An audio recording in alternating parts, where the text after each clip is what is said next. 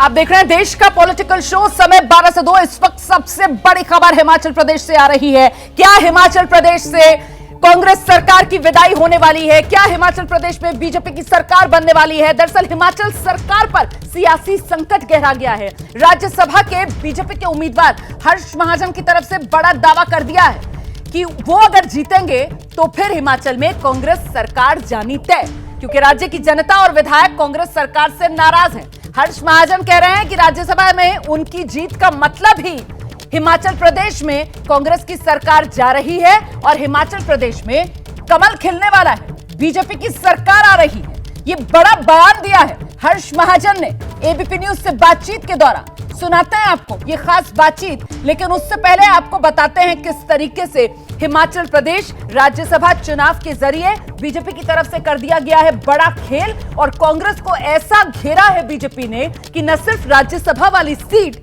बल्कि सरकार कांग्रेस की जाती हुई हिमाचल में नजर आ रही है।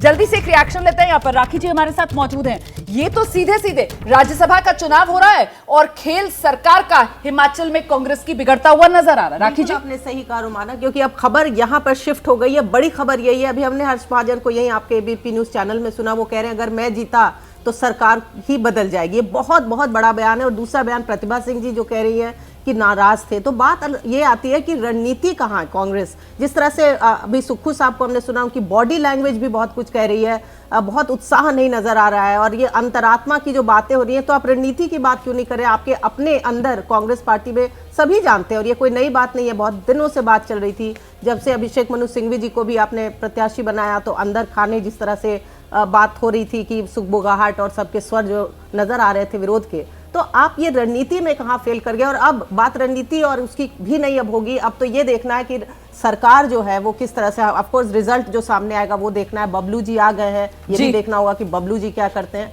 लेकिन कुल मिलाकर अब बड़ी खबर जो है वो हिमाचल पर है और हिमाचल बिल्कुल। और दोनों तरफ के बयानों को देखिए ना, उसमें जो फर्क है वो साफ तौर पर नजर आता है। मतलब एक बयान ज्यादा इंपॉर्टेंट है। बिल्कुल, मतलब एक तरफ कांग्रेस की तरफ से खुद ये कहा जा रहा है कि साहब स्वाभाविक नाराजगी है हमारे विधायकों की अपनी सरकार को लेकर, और दूसरी तरफ बीजेपी की तरफ से साफ तौर पर यह दावा किया जा रहा है कि वो जीत रहे हैं और इस जीत के साथ ही हिमाचल प्रदेश में कांग्रेस सरकार की विदाई तय है, बीजेपी सरकार बना लेगी। आइए मुकेश जी, आप कुछ कहना चाह रहे थे। आ रही हूं सर, एक सेकंड, एक कर। मुझे लगता है कि खेल अभी शुरू होने वाला है। जैसे कि सोनिया गांधी का नाम प्रॉप अप किया गया था, वो इसलिए था क्योंकि सुक्खू को लगता था कि वो हो सकता है कि पार्टी में टूट हो जाए, लेकिन सोनिया गांधी अगर यहाँ पे चुनाव लड़ने आ जाएंगी तो पूरा विधायक दल उनके साथ खड़ा हो जाएगा। लेकिन ऐसा नहीं हुआ। प्रतिभा सिंह का जो बयान आया है उसका मतलब साफ है कि अब टूट फूट है, लेकिन इस वोट के बाद सुक्खू को एक हथियार मिल जाएगा इन विधायकों को निलंबित करने का या अयोग्य साबित करने का। नहीं, राज्यसभा चुनाव में वोटिंग में अयोग्य कहां साबित होगा? अगर आप उनको बिका हुआ घोषित कर दे कि ये बिक गए थे, तो उस केस में आप इनके खिलाफ कार्रवाई कर सकते हैं पार्टी। तो मतलब आप ये कह रहे हैं कि अभी सरकार बचा नहीं जा सकती क्या? अगर स्ट्रेंथ कम होगी तो वो तो ऑटोमेटिकली कांग्रेस को नुकसान होगा।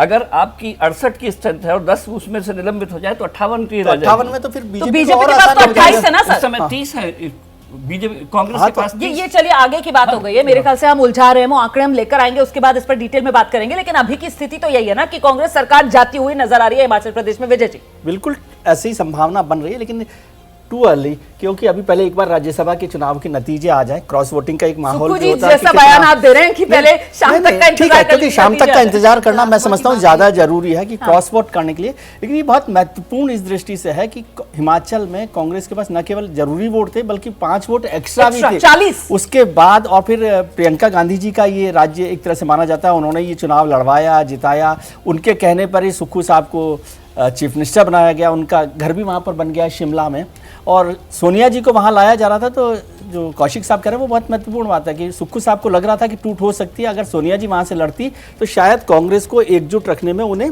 मदद मिलती। तो मतलब सुक्खू की तरफ से ये जो सोनिया गांधी वाला नाम आगे बढ़ाया जा रहा था, ये कहीं ना कहीं अपनी सरकार बचाने के लिए एक एक्सरसाइज समझ रहे थे कि उनकी सरकार जो है वो कहीं ना कहीं एक उनके विधायक एकजुट नहीं है, एकजुट नहीं है। बिल्कुल, बहुत ही कमजोर ग्राउंड पर उनकी सरकार खड़ी हुई नजर आ रही है इस वक्त। और इस बीच देखिए हिमाचल प्रदेश सरकार को लेकर सियासी संकट गहराता हुआ नजर आ रहा है। राज्यसभा के जो बीजेपी उम्मीदवार हैं हर्ष महाजन, उनकी तरफ से दावा किया गया है कि अगर वो जीते तो फिर हिमाचल में सरकार बदलना तय है, कांग्रेस की सरकार का जाना तय, बीजेपी की सरकार का बनना तय।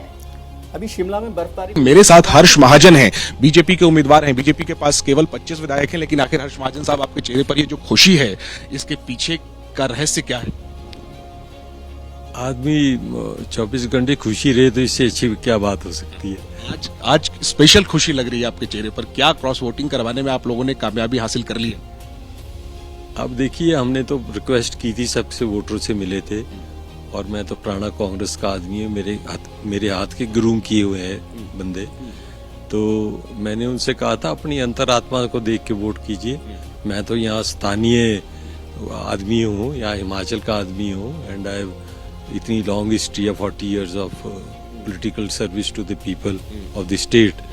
तो ये तो बाहर के आदमी है, ये थोड़ा देखिए, हमारे केसेस लड़ रहे हैं हमारी सरकार के खिलाफ। आप स्थानीय बनाम बाहरी का मुद्दा बना रहे हैं, लेकिन सीएम सुक्खू कह रहे हैं कि जो लोग बिके होंगे उन्होंने क्रॉस वोटिंग किया होगा। वो तो कह रहे हैं कि आपने खरीद लिया। नहीं जी, नहीं, ऐसा सवाल ही नहीं उठता। ये तो एक बहाने है कि भी बिक गए और ऐसे हो गए, ऐसा नहीं होता कुछ। बीजेपी के केवल 25 विधायक हैं, कितने वोट आपको मिल चुके हैं? क्योंकि वोटिंग यहाँ पूरी हो गई है।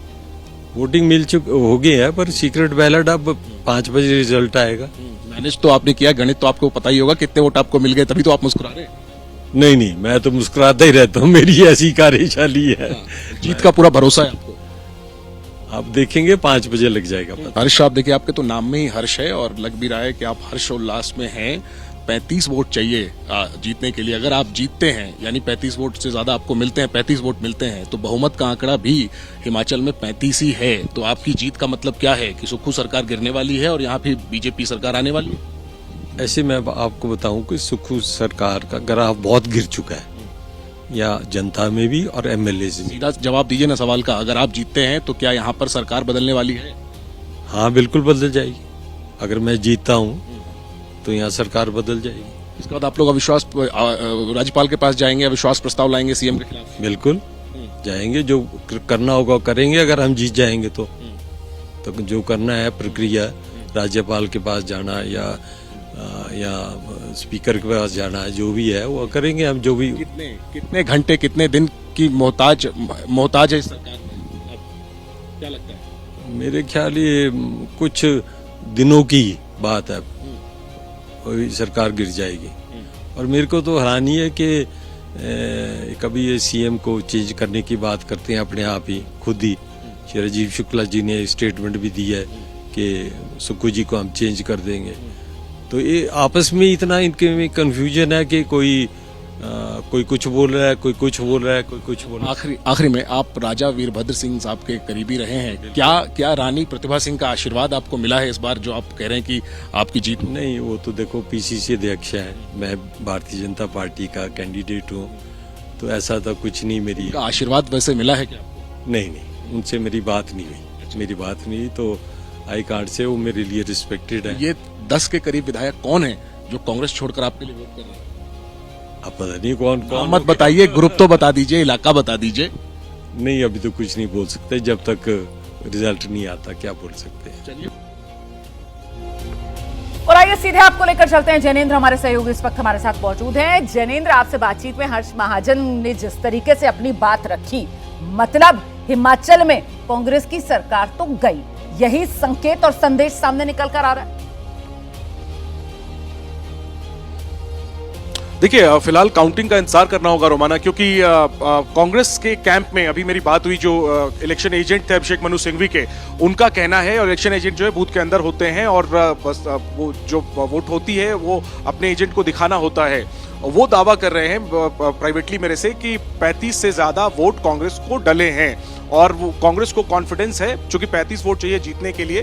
तो कांग्रेस के खेमे में फिलहाल ये भरोसा है कि जो उनके उम्मीदवार है अभिषेक मनु सिंघवी, वो जीत ले जाएंगे। हालांकि हर्ष महाजन से जो हमारी बातचीत थी, जिस तरीके की मुस्कान थी, जिस तरीके का कॉन्फिडेंस था, और जिस तरीके का बयान सीएम सुक्खू ने दिया कि जो बिके होंगे उनका भरोसा नहीं है, इस वजह से सस्पेंस जरूर खड़ा हो गया है। लेकिन कांग्रेस के सोर्सेज ये बता रहे हैं कि 1-2 विधायकों ने क्रॉस वोटिंग जरूर की होगी, वो संख्या 2 से 3 भी हो सकती है, लेकिन 35 वोट जो मिनिमम जरूरत है यहाँ पर राज्यसभा चुनाव जीतने के लिए वो कांग्रेस को मिले हैं। तो अगर कांग्रेस के कैंडिडेट जीत जाते हैं तब तो फिलहाल जो सरकार गिरने की बात है वो जाहिर सी बात है टल जाएगी, लेकिन अगर क्रॉस वोटिंग हुई और इतनी हुई कि कांग्रेस कैंडिडेट हार जाए तब तो जाहिर सी बात है कि सरकार पर खतरा मंडरा जाएगा। और अगर कांग्रेस की सरकार बची भी रही तो भी सीएम सुक्खू की जो कुर्सी है उस पर खतरा जरूर मंडराया जाएगा। हमारे साथ कांग्रेस के विधायक हैं। सर आइए आई एम फाइन। ये बताइए क्या स्थिति है सिंघवी साहब को कितने वोट डलवा पाए आप लोग, क्योंकि ये बताया जा रहा है कि क्रॉस वोटिंग बड़े पैमाने पर हुई है और हर्ष महाजन जीत का दावा कर रहे हैं। देखिए, जीत के दावे तो सभी कैंडिडेट्स, कोई भी इलेक्शन हो, छोटा हो बड़ा हो, अपने अपने दावे करते हैं, पर ये तो बाकी रिजल्ट ही बताएगा। जी तो लेकिन 40 जब विधायक हैं कांग्रेस के, आप लोग कॉन्फिडेंस से क्यों नहीं कह पा रहे हैं कि हम जीतेंगे? आप भी कह रहे हैं कि रिजल्ट बताएगा, रिजल्ट तो सब कुछ बता देगा। हम तो सुबह से ही कॉन्फिडेंस से बोल रहे हैं कि भाजपा की आदत है तोड़ मड़ोड़ के बोलना, एग्जैजरेट करना, बड़ी बड़ी बातें करना, तो उसी के वजह से मीडिया के द्वारा जो है वोटिंग का डर अगर नहीं है, क्यों सुदर्शन बबलू को हेलीकॉप्टर से लाया गया शिमला मतदान करने के लिए? वो बेचारे बीमार थे, लंगड़ाते हुए अंदर गए और बिल्कुल बुरी हालत में फिर वो गाड़ी पे बैठ के रवाना हुए। क्या जरूरत है बीमार विधायक को लाने की अगर कोई खतरा नहीं है, कोई डर नहीं है? देखिए, मतदान जो है और राज्यसभा कैंडिडेट का जो मतदान होता है बहुत इंपॉर्टेंट होता है जी। वो कल जरूर बीमार हुए थे, उनका बीपी जो है वो 200 तक। अगर कैंडिडेट हारा, सरकार पर खतरा बताया जा रहा है कि सरकार गिर सकती है। सरकार के ऊपर कोई खतरा नहीं है। जैनेंद्र एक सवाल मेरी तरफ से पूछिए। जैनेंद्र एक सवाल मेरी तरफ से पूछिए। अगर ऐसा कुछ नहीं है तो फिर प्रदेश अध्यक्ष प्रतिभा सिंह वो क्यों कह रही है स्वाभाविक नाराजगी है विधायकों की? प्रदेश अध्यक्ष है प्रतिभा सिंह, क्यों कह रही है वो स्वाभाविक नाराजगी है? बिल्कुल, देखिए गुटबाजी जो है वो तो आप लोग देख रहे हैं साल भर से यहाँ पर हिमाचल कांग्रेस में सरकार और संगठन के बीच में। प्रतिभा सिंह ऑन रिकॉर्ड कह रही हैं कि स्वाभाविक नाराजगी है विधायकों में। अगर टूट कोई नहीं है, क्रॉस वोटिंग नहीं हुई है, तो फिर प्रतिभा सिंह के इस बयान का क्या मतलब निकाला जाए? देखिए, मैंने उनका बयान अभी सुना नहीं है। प्रतिभा सिंह जी सुबह ब्रेकफास्ट के लिए वो स्वयं खुद आई थी। पिछले कल मीटिंग हुई थी सीएलपी की, उसमें भी वो मौजूद रही हैं। ठीक है, पीसीसी अध्यक्षा है। और कोई जो ये आप बयान बोल रहे हैं, अभी हमने ये बयान जो मैंने अपने व्यक्तिगत सुना नहीं, मैं सुन लेता हूं। सब साथ हैं। जी बिल्कुल। चलिए, तो नतीजों का इंतजार करना पड़ेगा। दोनों ही पक्ष अगर बिके नहीं तो 40 के 40 वोट मिलेंगे। मुख्यमंत्री की तरफ से भी तो ये बयान दिया जा रहा है ना, और ये बयान मुख्यमंत्री की तरफ से, कांग्रेस प्रदेश अध्यक्ष की तरफ से दिए जा रहे हैं। इसी वजह से हम सवाल पूछ रहे हैं। ऐसे में यहाँ पर क्या घिरती हुई फंसती हुई कांग्रेस पार्टी नजर आ रही है? देश का पॉलिटिकल शो समय 12 से 2 आप देख रहे हैं। इस वक्त बड़ी खबर हिमाचल की सियासत से आ रही है। सुक्खू सरकार पर संकट गहराता हुआ नजर आ रहा है। कांग्रेस के 9 से 10 विधायक पार्टी के खिलाफ जाकर बीजेपी के पक्ष में क्रॉस वोटिंग कर सकते हैं। ये सूत्रों के हवाले से बड़ी खबर मिल रही है। बीजेपी प्रत्याशी राज्यसभा के लिए हर्ष महाजन, उनकी तरफ से कहा जा रहा है कि अगर वो जीतते हैं तो फिर मान लीजिए कि हिमाचल में सुक्खू की कांग्रेस सरकार जाना तय, हिमाचल में बीजेपी सरकार बनना तय। ये बड़ा दावा हर्ष महाजन की तरफ से किया गया। 9 से 10 विधायक बताए जा रहे हैं कांग्रेस पार्टी के जो क्रॉस वोटिंग कर सकते हैं, और 9 से 10 विधायक कांग्रेस के अगर क्रॉस वोटिंग करते हैं तो फिर समझ लीजिए इस बात को कि हिमाचल प्रदेश की कांग्रेस सरकार पर ये संकट के बादल, कल जब फाइनेंस बिल आएगा तो फिर वहीं कलाई खुल जाएगी और ऐसे में सुक्खू सरकार का जाना तय माना जाए क्या? हालांकि खुद सुखविंदर सिंह सुक्खू की तरफ से बड़े ही संयमित और नपे-तुले बयान आ रहे हैं। क्या कह रहे हैं पूर्व मुख्यमंत्री जयराम ठाकुर? सुनते हैं। क्वेश्चन पर जब डिस्कशन के बाद रिप्लाई देने के बाद जब वोटिंग के लिए रखा गया बिल, उस बिल के पक्ष में जो है भारतीय जनता पार्टी के सदस्यों ने जो कट मोशन लाए थे उसके पक्ष में ज्यादा लोग थे, विरोध में कम थे, और स्पीकर ने वॉइस वोट के आधार पर ही निर्णय जो करके घोषित कर दिया और डिवीजन नहीं दिया। और डिवीजन नहीं देना यहाँ विधानसभा के अंदर तो आप ये सब कर सकते हैं, लेकिन अगली प्रक्रिया, इसकी जो कानूनी प्रक्रिया, उसको हम एग्जामिन करेंगे। उसके बाद हम तय करेंगे आगे क्या हमने क्या कदम लेना है। और मैं एक ही बात कहना चाह रहा हूं कि जो विधानसभा के अंदर हुआ ये बहुत ही दुर्भाग्यपूर्ण है और स्पीकर के प्रति हमारा सम्मान है, लेकिन उसके बावजूद जिस प्रकार से उन्होंने व्यवहार किया, जब हमने डिवीजन मांगा उस पर बिल पर वोट के लिए, उस पर उनने एडजॉर्न कर दिया हाउस बिना किसी की बात सुने और उठ करके चले गए। तो ऐसे में मेरा यही कहना है कि तुरंत प्रभाव से मुख्यमंत्री को त्यागपत्र देना चाहिए, क्योंकि वो बहुमत खो चुके हैं। देखिए, भारतीय जनता पार्टी के मैं उनसे यही कहना चाहता हूं कि आपकी कार्यप्रणाली हिमाचल प्रदेश सरकार में जिस प्रकार से रही, नाराजगी, निराशा जो पार्टी के अंदर चल रही है, उस पर मुझे क्यों कहना है, उनके ही लोग कह रहे हैं। लेकिन आज ये स्थिति है कि बहुमत में बनी सरकार अल्पमत में जाने की दिशा में बहुत करीब पहुंच गई। सर जयराम सर चलिए मेरे साथ। जयराम, इस तरह का हाल जो है वो व्यवहार सदन में देखने को मिला है। देखिए, ये तो बहुत दुर्भाग्यपूर्ण है। जब भी डिवीजन मांगा जाता है, डिवीजन दिया जाता है और डिवीजन देना ही पड़ता है। अभी तो बजट पास होना है, अभी तो कल बजट पास होना है, तो ऐसी सूरत में अभी तक उनके सामने ये भी तो परिस्थिति है। ठीक है सर एक सेकंड सर आइए। मेरे साथ जयराम ठाकुर जी हैं, हिमाचल प्रदेश के पूर्व मुख्यमंत्री और वर्तमान में नेता विपक्ष। सर, राज्यसभा चुनाव की वोटिंग तो खत्म हो चुकी है, लेकिन आप लोग ये नारेबाजी कर रहे हैं, इसकी क्या वजह है? इसकी वजह यह है कि हिमाचल प्रदेश में बजट सत्र चला हुआ है और बजट सत्र के अंतर्गत कट मोशंस पर आज जब डिस्कशन के बाद रिप्लाई हुआ और उस पर वोटिंग के लिए रखा गया, और उस वोटिंग के समय जब उस प्रस्ताव के पक्ष में जो हमने रखा था, कटौती प्रस्ताव रखा था, उसके पक्ष में ज्यादा लोग थे और सत्ता पक्ष की ओर से कम लोग थे। और ऐसे में सत्ता पक्ष की ओर से भी बहुत सारे सम्मानीय सदस्य जो है उसके समर्थन में खड़े हुए, लेकिन जहां वॉइस वोट के आधार पर जब स्पीकर ने फैसला दे दिया और हाँ की हाँ करके जो है वो चले गए, हाँ की हाँ में रही, हकीकत ये थी कि वहां पर करना ये चाहिए था उनको डिवीजन जो हमने मांगा था, डिवीजन देना चाहिए था। उसमें मालूम पड़ जाता कि कौन कितने पक्ष में है, कितने विरोध। आप ये कह रहे हैं कि सुक्खू सरकार अल्पमत में आ गई है? निश्चित रूप से। इसका आधार क्या है सर? इसका आधार ये है कि कांग्रेस पार्टी के विधायक उनसे नाराज है और वो उनके साथ नहीं। सुक्खू जी कह रहे हैं कि जो बिकने की बात वो कह रहे हैं, और यानी आरोप बीजेपी पर कि बीजेपी खरीद रही है। कोई नहीं बिका, ना खरीदा, ना खरीदने की जरूरत है। अंतरात्मा की आवाज से वोट दिए। वोटिंग खत्म हो चुकी है, क्या आपके उम्मीदवार जीतने की स्थिति में आ गए?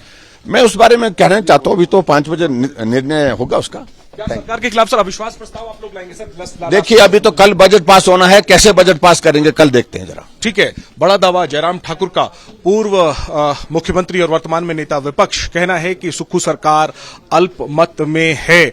जाहिर सी बात है कि हिमाचल प्रदेश में राजनीतिक गतिविधियां राज्यसभा चुनाव के मद्देनजर काफी तेज हो गई हैं। कांग्रेस के खेमे में क्रॉस वोटिंग की आशंका है, और हालांकि राज्यसभा चुनाव के नतीजों का इंतजार तो शाम तक करना ही होगा, लेकिन जिस तरीके के तेवर बीजेपी के हैं, बीजेपी बेहद हमलावर है और कहीं ना कहीं सुक्खू सरकार को गिराने की ये तैयारी के तौर पर इसे हम देख सकते हैं। कैमरा पर्सन राजेश के साथ जैनेंद्र, एबीपी न्यूज, शिमला।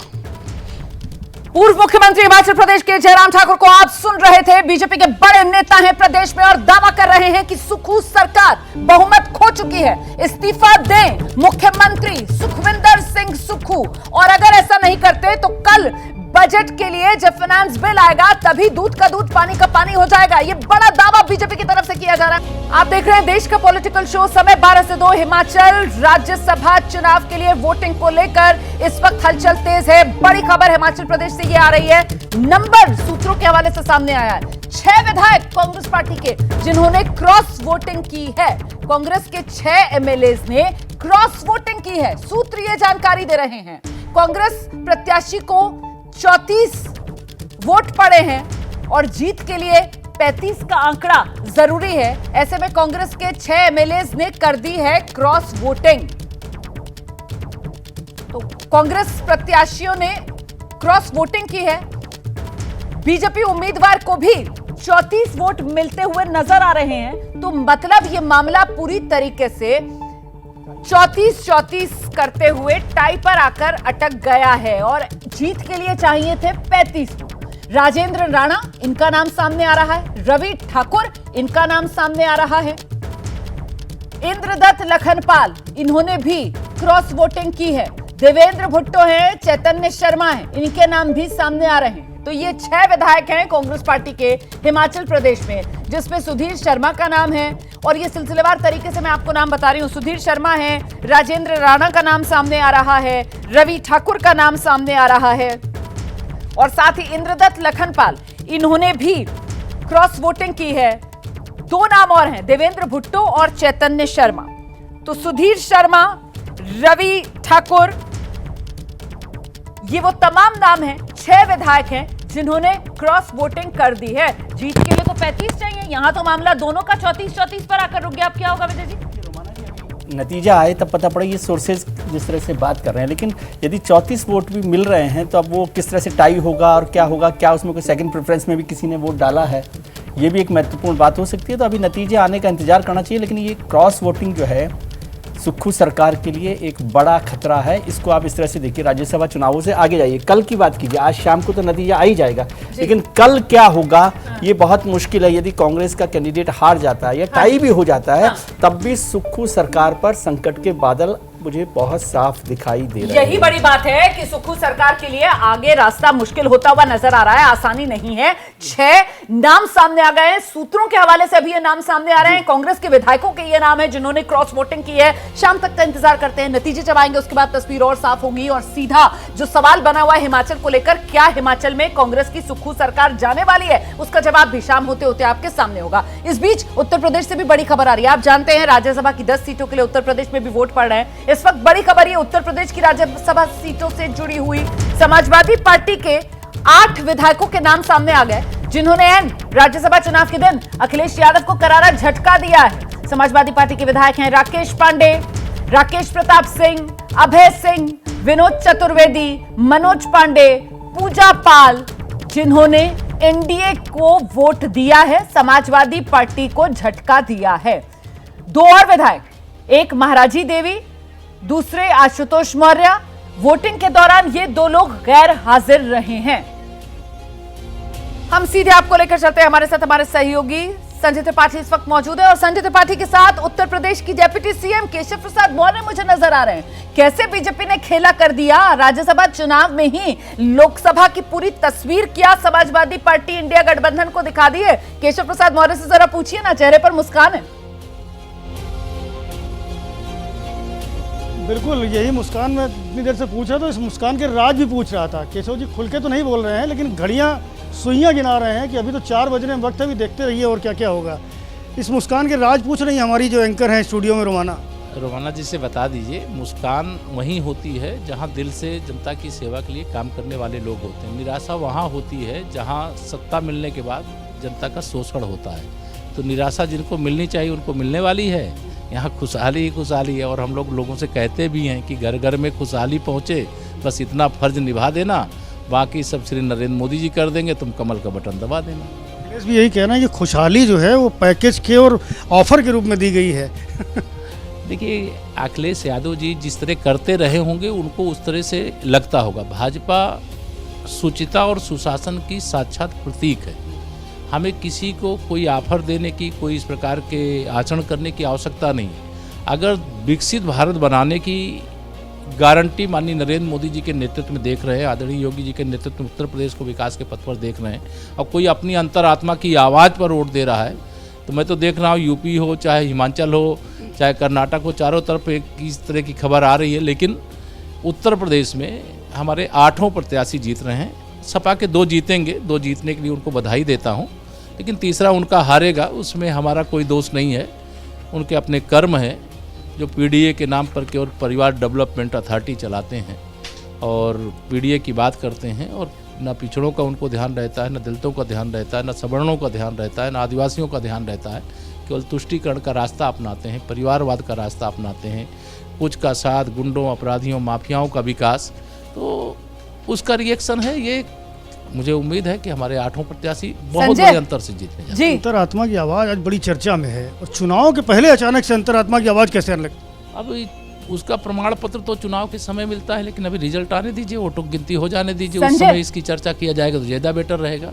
लेकिन सपा का समाप्तवादी पार्टी बनना तय है। सपा का भविष्य अंधकारमय है। सपा एक डूबता हुआ जहाज है जिसका ना कोई मतलब वर्तमान दिखाई दे रहा है, ना भविष्य दिखाई दे रहा है। तो जो समझदार है अपना, वो अगर उनकी अंतरात्मा की आवाज़ और देश का भविष्य सबका ध्यान रखते हैं, वो लोग भाजपा का साथ दे रहे हैं। हमारे प्रत्याशी के पक्ष में अगर अपनी अंतरात्मा की आवाज़ पर वोट दे रहे हैं उनका अभिनंदन है। संजय, एक सवाल ना, मेरी कुछ तरफ पूछना से चाह भी- रही थी जी जी। जी, एक सवाल मेरी तरफ से भी पूछ लीजिए कि मतलब उत्तर प्रदेश में दोनों लड़कों का बराबरी से ख्याल रखा है। समाजवादी पार्टी के 2 ही उम्मीदवार जीत पाएंगे और जिस तरीके से मनोज पांडे ऊंचाहार के विधायक उन्हें बीजेपी अपने पाले में लाई है, तो वो रायबरेली सीट भी गांधी परिवार से छीनने की लोकसभा में पूरी तैयारी कर ली है। दोनों लड़कों का बराबर ख्याल बीजेपी ने रखा है। बिल्कुल, दोनों लड़कों का बराबर ख्याल रखा गया है। 2 सीटें तो आप चलिए आप कह रहे हैं कि जीत जाएंगे समाजवादी पार्टी, और रायबरेली की सीट अब बता रहे हैं कि मनोज पांडे जो बगावत करके आपके साथ जुड़े हैं वो उनके खाते में जा रही है। भारतीय जनता पार्टी कोई सपा बसपा कांग्रेस की तरह प्राइवेट लिमिटेड कंपनी नहीं है। चुनाव कौन कहाँ लड़ेगा ये न केशव प्रसाद तय करेंगे, न कोई उत्तर प्रदेश में कोई हमारा चाहे मुख्यमंत्री जी चाहे हमारे प्रदेश से हम लोग नहीं तय करते। हमारी केंद्रीय चुनाव समिति होती वो तय करती है, इसलिए इस पर बात करना आज तो उचित नहीं है। दूसरा, जो 2 लड़के की बात करते हैं उनको मैं कहना चाहता हूँ, ये लड़कों का अनादर है भाई। लड़के किस उम्र तक के लोगों को कहा जाएगा? जो 50 साल का हो जाएगा उसको भी लड़का कहा जाएगा, तो जो नौजवान है उसको क्या कहा जाएगा? तो अब इनको 2 लड़कों की जोड़ी मत। 2017 का स्लोगन था जो दोबारा दोहराया जा रहा। 2 लड़कों की जोड़ी 2017 में भी कहना ठीक नहीं था, लेकिन वो फेल हो चुकी जोड़ी है।